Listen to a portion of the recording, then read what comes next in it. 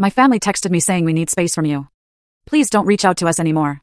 Can you imagine spending years, your entire adult life, as the financial backbone of your family, quietly sacrificing your own dreams, only to wake up one Tuesday morning to a text message that brutally cuts you off, telling you they want space and you should never reach out again? I'm Susanna, 32, and that's exactly what happened to me. And let me tell you, the story behind those cold, cutting words is even more shocking than you could ever imagine. My fingers trembled as I read that text. My throat tightened with each word, a heavy, sinking feeling in my gut. Had I finally set boundaries with toxic family members? Or had I just lost everything?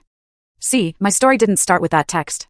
It started in a picture-perfect, middle-class suburb of Chicago, in a house that always looked fine from the outside, but was constantly teetering on the edge of financial collapse.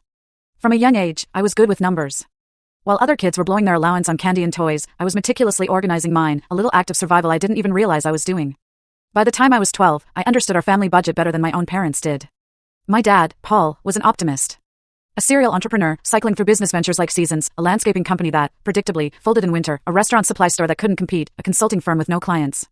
Each failure drained our savings, but never his relentless optimism. This one will be different, Susie Q, he'd say, ruffling my hair, while I just stared at the mounting stack of bills on the kitchen counter. My mom, Donna, dealt with our financial instability by simply pretending it didn't exist. She bought name-brand everything, hosted lavish dinner parties we couldn't afford, and maintained memberships at clubs where she'd rub elbows with women whose husbands actually made money. Appearances matter, she'd tell me, sliding another credit card bill into a drawer where she thought no one would find it. Meanwhile, my 3 younger siblings lived in the bubble my parents created. James, 2 years younger, grew up believing money magically appeared. He played sports, had the latest gaming systems, and never held a summer job. Amanda, for years my junior, inherited my mother's taste for luxury, but none of the shame about debt.